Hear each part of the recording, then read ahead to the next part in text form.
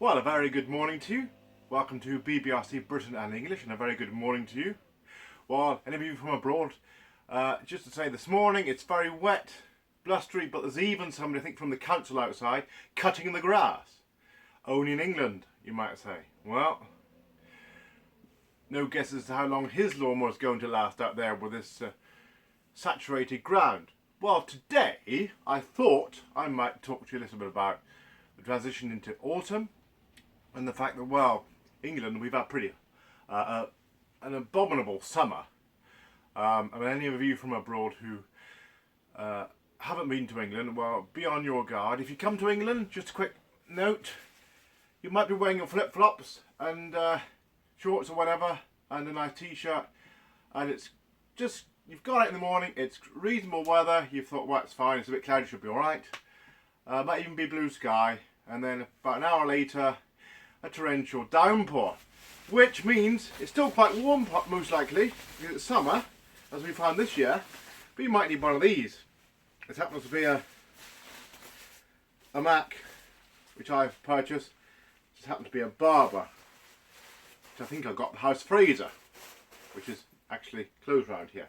It's one of these light Macs, you can just fold it away and use as you need to. So that's a good tip there, perhaps for any of you from overseas, because there's always a chance that you come here, you overdress, and you want to take off layers, or you underdress, and then you end up thinking, oh, soaking wet, you know, and it does get quite wet here, and we had some localised flooding the other day. Anyway, moving on from all that, the positives, although it's tough at the moment, the positives. We've had a new government more recently, as you probably realise, full of doom and gloom, and they're also picking on pensioners, low-hanging fruit, as you might say. There's another saying in English, low-hanging fruit, in that they're picking on people that it's the easy target, in other words. They're not going to cause any trouble, they certainly won't riot, and they're quite accepting of authority. I'd just like to talk a little bit today about this new season into autumn. And as you know, I've been moving and everything else. There's been so much going on here. Still sorting things out. Haven't got enough furniture at the moment. Still sorting boxes out, but it's quite small here. I know you Americans often think that you can't believe how English people live in such small surroundings. In fact, my last place, 2 places ago, was bigger. I know an American lady thought that was small. Well, this is a lot smaller. This is about a quarter the size. Basically, it's much more, well, it's not much more than a bed, galley kitchen, as they say. Look it up on the internet, a little small kitchen, small bedroom, and a toilet cubicle with a shower. This is about the biggest room, and you can see I'm still struggling for furniture and everything else. Well, the new government, back to that, have made some rather odd decisions. They're not very popular. They've lost all popularity. Over the weekend, according to the news, they're less popular than Rishi Sunak. I think he was even less popular because of the party, and there was somebody people wanted to change, and he didn't seem to be doing very much over the last year. But he probably was behind the scenes. But anyway, now people are regretting it because they voted change. They've definitely got change, but they didn't want this, and the pensioners are being picked on with pension credits. The winter fuel allowance, and there is talk that they might lose the discounted bus travel. So it's all very contentious and controversial. Well, when you're in England, talking about pensioners, don't be in any form of social isolation. Do go out, do go to the clubs. Most people, well, certainly go to some of the events on. I know some of you will go to the pubs and clubs, but I was thinking of other clubs where perhaps you can join in, like the, for example, you've got other things going on at different times of the year. I mean social clubs as well, of course, but people do go to Wetherspoons because it's quite cheap. You've obviously got all the takeaways and all that, and of course if you're in the big city you'll have all sorts of choice and multicultural choice as well, especially those from abroad. So everybody's represented here. Don't be in any isolation or lonely. Now, as you know, we've had a lot of freedom in this country. There's democracy, and people sometimes have too much freedom. I know some of the oppressed countries people want to come in because they realise it's more free here. There's more freedom, but it has its disadvantages. We've seen several cases where ordinary people in the street, the ordinary person, has suffered at the hands of big companies. Grenfell Tower, there's even some people in France who are culpable for that. When are they going to end up in court?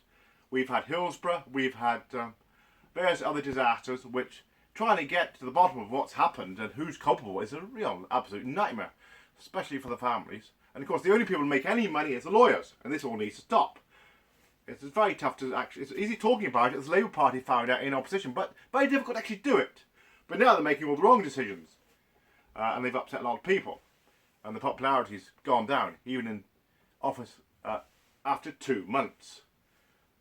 And you might have recently heard about the Al-Fayed scandal, Mohammed Al-Fayed owning Harrods, rather controversially bought in 1985,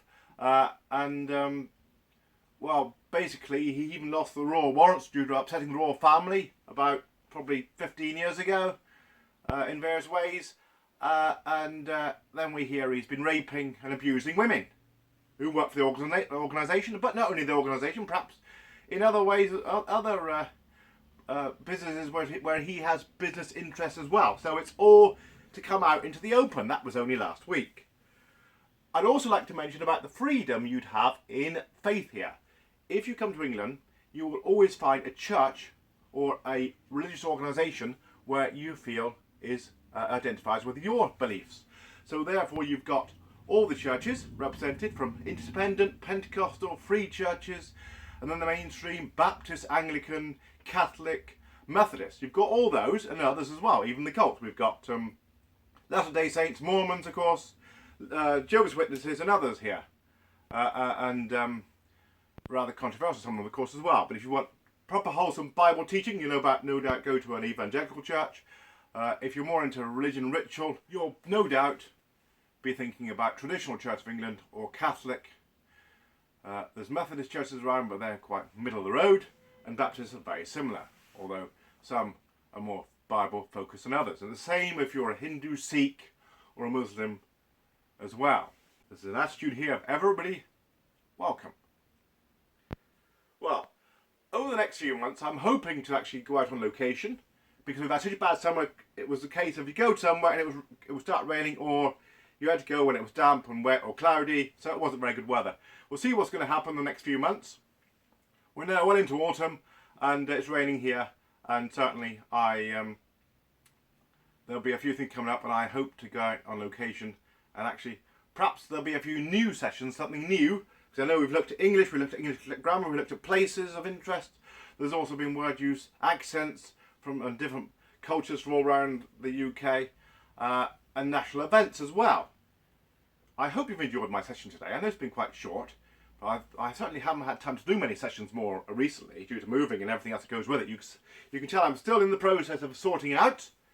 Have a great week. God bless you. This has been BBRC, Britain and English. Bye bye now. See you again in a few weeks.